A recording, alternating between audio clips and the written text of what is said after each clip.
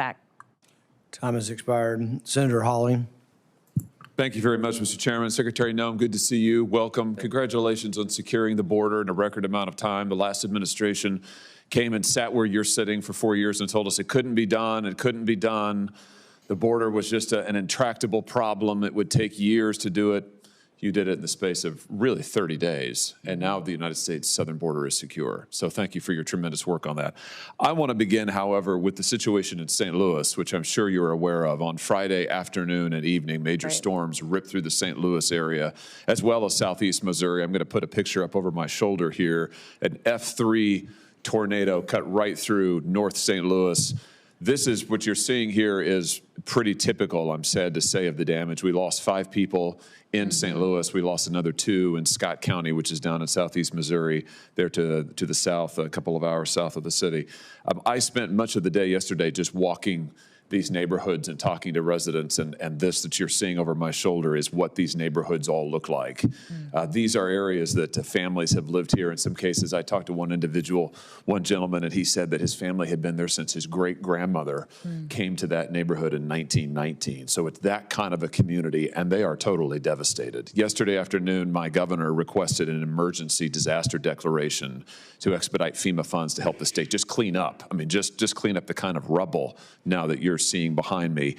You've been a governor until very recently. You know how important this is. Can we get your help to expedite the consideration of that request? Again, it was just made yesterday. We need it as quickly as possible. Will you help us expedite that? Yeah, absolutely. I've spoken with your governor and did that day that this devastation happened. And so we've promised and pledged to get that expedited as soon as possible for him so he can have the resources that he needs to respond to his people. And that's one of the failures that FEMA's had in the past, is that people that incur this kind of damage and lose everything, then they sit there for months, sometimes years, and never get the promised critical response that they think or that they believe they should be getting from the federal government. And that's why President Trump believes that this agency needs to be dramatically reformed. I'm glad to hear you say that, and you're exactly right. We've had this situation in Missouri in years past where we've had individuals who have qualified for FEMA aid, including individual assistance. In some cases, they've been awarded the assistance, and then FEMA has come in and clawed it back, or never paid it out,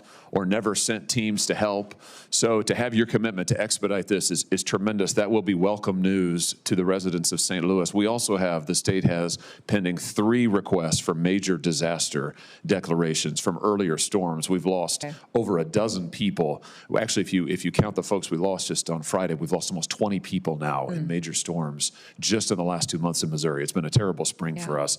Here again, can I ask for your help? Will you commit to helping for those 3 major disaster declaration requests that are pending? Will you help expedite those, Secretary Noem, and get those in front of the president, get those approved? We are desperate for the assistance in Missouri. Yes, absolutely. We'll make sure the application gets to the White House as soon as possible. Fantastic. Thank you. And can I also have your commitment that if and when the president approves a major disaster declaration for this storm that just happened on Friday in St. Louis, will you expedite as much as possible FEMA individual assistance for those who qualify for it in the St. Louis area? Yes. And I want to tell you just how important that is, because as I toured these streets and walked and talked to the residents, what I heard over and over is many of these folks don't have insurance. Yeah. You know, many of these folks, they either got their homes from a family member, or they bought them from a family member, so they don't have a mortgage on the property, and therefore they don't have homeowners insurance.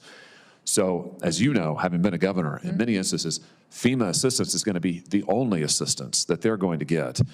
And I just had a hearing in this committee and our subcommittee, Senator Kim and I, last week, where we talked to major insurance companies who routinely scam people by refusing to pay out the full policy awards that they are due. So I know we're going to be fighting that in Missouri. We've got to have the federal government where there's individual assistance that people qualify for. We've got to have people be able to get that. Otherwise, we're never going to be able to rebuild these neighborhoods. So you just committed, I think, to expediting that. I appreciate that. Thank you for your help in all of this. And then the last thing we'll say is can you commit also to making sure that the FEMA communication with the state and with individuals is open, is clear, is transparent? You referenced the fact that FEMA is notorious for giving bad information, for slow walking residents, for confusing intake forms that nobody knows how to fill out, for not getting back to people.